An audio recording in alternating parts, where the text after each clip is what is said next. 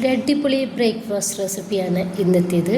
നല്ല ഹെൽത്തിയാണ്, നല്ല ടേസ്റ്റാണ്. കറി പോലും നമുക്കിതിന് ആവശ്യമില്ല. ജസ്റ്റ് 10 മിനിറ്റ് പോലും വേണ്ട നമുക്കിത് ഉണ്ടാക്കിയെടുക്കാൻ വേണ്ടിയിട്ട്. അപ്പോൾ ഇതുണ്ടാക്കുന്നത് എങ്ങനെയെന്ന് കണ്ടുനോക്കാം. നമുക്ക് വീഡിയോയിലേക്ക് പോവാം.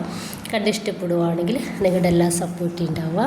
കൂടാതെ ലൈക്ക് ചെയ്യാനും സബ്സ്ക്രൈബ് ചെയ്യാനും കമൻറ്റ് ചെയ്യാനും ഒന്നും മറന്നു പോകണ്ട.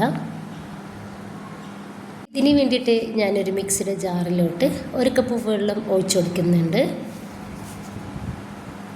അതേ കപ്പിൽ 1 കപ്പ് മൈദ കൂടി ഇതിലേക്ക് ചേർക്കുകയാണ്. നിങ്ങൾക്ക് ഇതിന് പകരം ഗോതമ്പ് പൊടി എടുക്കാവുന്നതാണ്. വീണ്ടും ഞാൻ 1/2 കപ്പ് വെള്ളമൂടി ഒഴിച്ചെടുക്കുന്നുണ്ട്. 1 ടീസ്പൂൺ പഞ്ചസാരയും ഇതിലോട്ട് ആവശ്യത്തിനുള്ള ഉപ്പ് കൂടി ചേർക്കാം. നന്നായിട്ട് നമുക്കിതൊന്ന് അരച്ചെടുക്കാം. ഞാനിത് നന്നായിട്ട് അരച്ചെടുത്തത് ഒരു ബൗളിലേക്ക് ഒഴിച്ചെടുക്കുന്നുണ്ട്. ഈ ഒരു കട്ടിയിലാണ് നമുക്കിത് വേണ്ടത്. 1 കപ്പ് മൈദയിലേക്ക് 1.5 കപ്പ് വെള്ളം ആ ഒരു രീതിയിൽ എടുത്താൽ മതി. ഇനിയിപ്പോൾ ഞാൻ വേറൊരു ബൗളിലോട്ട് ഒരു 5 കോഴിമുട്ട പൊട്ടിച്ചൊഴിച്ചെടുക്കുന്നുണ്ട്.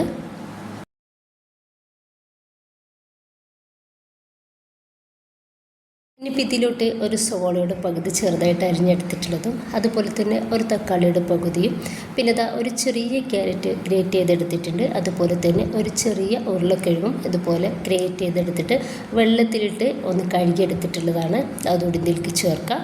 ഇപ്പോൾ ഒരു പച്ചമുളക് പൊടിയായിട്ട് അരിഞ്ഞെടുത്തിട്ടുള്ളതും കുറച്ച് മല്ലിയുടെ ഇലയും ഇനിയിപ്പോൾ ഇതിലോട്ട് ആവശ്യത്തിനുള്ള ഉപ്പും കുറച്ച് ചില്ലി ഫ്ലേക്സും, അതായത് 1 ടീസ്പൂൺ ചില്ലി ഫ്ലേക്സും ചേർക്കുന്നുണ്ട്. അതിനുശേഷം നമുക്കിത് എല്ലാം കൂടി നന്നായിട്ട് ഒന്ന് മിക്സാക്കി കൊടുക്കാം. ഇനിയിപ്പോൾ നിങ്ങൾക്ക് ഇതിലേക്ക് നന്നായിട്ട് എരിവ് വേണമെന്നുണ്ടെങ്കിൽ കുരുമുളക് പൊടിയും അതുപോലെ തന്നെ മുളക് പൊടിയൊക്കെ ചേർക്കാവുന്നതാണ്.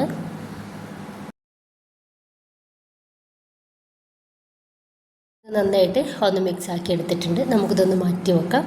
ഇനിയിപ്പോൾ ചെറുതായിട്ട് ചൂടായിട്ടുള്ള പാനിലേക്ക് നമ്മൾ റെഡിയാക്കി വെച്ചിട്ടുള്ള ആ ഒരു മാവിൽ നിന്ന് ഒരു കയ്യിൽ മാവ് നമുക്കിതിലേക്ക് ഒഴിച്ചു കൊടുക്കാം. അതിന് ശേഷം ചെറുതായിട്ട് നമുക്കിതുപോലെ ഒന്ന് ചുറ്റിച്ചെടുക്കാം. ചെറിയ തീരിട്ടിട്ട് വേണം നമ്മളിത് റെഡിയാക്കി എടുക്കാൻ വേണ്ടിയിട്ട്. മേൽഭാഗമൊക്കെ നന്നായിട്ടൊന്ന് ഡ്രൈ ആയി തുടങ്ങിയാൽ നമുക്ക് ഇത് സൈഡിൽ നിന്നൊക്കെ ഇതുപോലെ ഒന്ന് പിടിപ്പിച്ചിട്ട് ഒന്ന് മറിച്ചിട്ടെടുക്കാവുന്നതാണ്.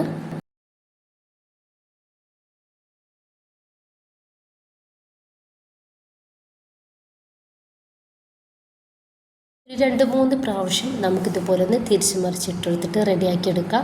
നമ്മൾ ഒരു മാവ് ഒഴിച്ചു കൊടുക്കുന്ന സമയത്ത് നമ്മൾ തീ ഏറ്റവും ലോയിലിട്ടിട്ട് വേണം റെഡിയാക്കി എടുക്കാൻ വേണ്ടിയിട്ട്. ഇത് നമുക്ക് പൊറോട്ടയുടെ ആ രീതിയിലാണ് കിട്ടേണ്ടത്. അപ്പോൾ നന്നായിട്ട് പാന് ചൂടായിട്ടുണ്ടെങ്കിൽ ബബിൾസൊക്കെ വന്നിട്ട് നമുക്ക് ദോശയുടെ ആ രീതിയിലാവും കിട്ടുക. ഇതുപോലെ തന്നെ നമുക്ക് എല്ലാതും ചെയ്തെടുക്കാവുന്നതാണ്. അതേ പാനിലേക്ക് തന്നെ ഞാനിതാ കുറച്ച് വെളിച്ചെണ്ണ ഇതുപോലെ ഒന്ന് സ്പ്രെഡാക്കി കൊടുക്കുന്നുണ്ട്. നിങ്ങൾക്ക് ബട്ടർ നെയ്യൊക്കെ എടുക്കാവുന്നതാണ്.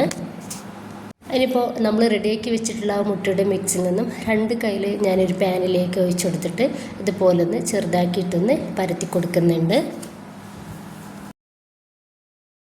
ഭാഗം ചെറുതായിട്ടൊന്ന് റെഡിയായിട്ട് കിട്ടിയാൽ നമ്മൾ റെഡിയാക്കി വെച്ചിട്ടുള്ള ആ ഒരു പൊറോട്ടയിൽ നിന്നും ഒരു പൊറോട്ട ഇതിൻ്റെ മേലേക്ക് ഇതുപോലെ വെച്ച് കൊടുക്കുക. അതിൻ്റെ ശേഷം ചെറിയ തീയിലിട്ടിട്ട് ഇതും നമുക്ക് റെഡിയാക്കി എടുക്കുക. 2-3 പ്രാവശ്യം ഇതുപോലെ മറിച്ചിട്ട് കൊടുക്കുക.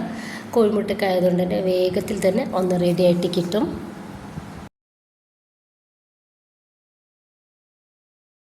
ഇപ്പം നമുക്ക് ഇതുപോലെ ഒന്ന് മടക്കി കൊടുക്കുക. എന്നിട്ട് 2 സൈഡും ഒന്നുകൂടി മറിച്ചിട്ട് കൊടുത്താൽ നമുക്ക് ഇതൊന്ന് പാനിൽ നിന്നും എടുത്തു മാറ്റാം.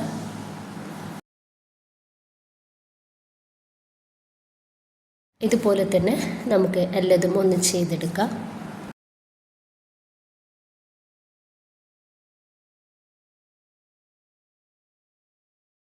ഒരാൾക്ക് ഒന്ന് തന്നെ അത്യാവശ്യം ഹെവി ആയിട്ട് കഴിക്കാനുണ്ട് ഇത്. അപ്പോൾ നമുക്ക് ബ്രേക്ക്ഫാസ്റ്റ് നമുക്ക് വേഗത്തിൽ ഉണ്ടാക്കിയെടുക്കാൻ വേണ്ടിയിട്ട് പറ്റിയ ഒരു അടിപൊളി ഐറ്റം തന്നെയാണിത്.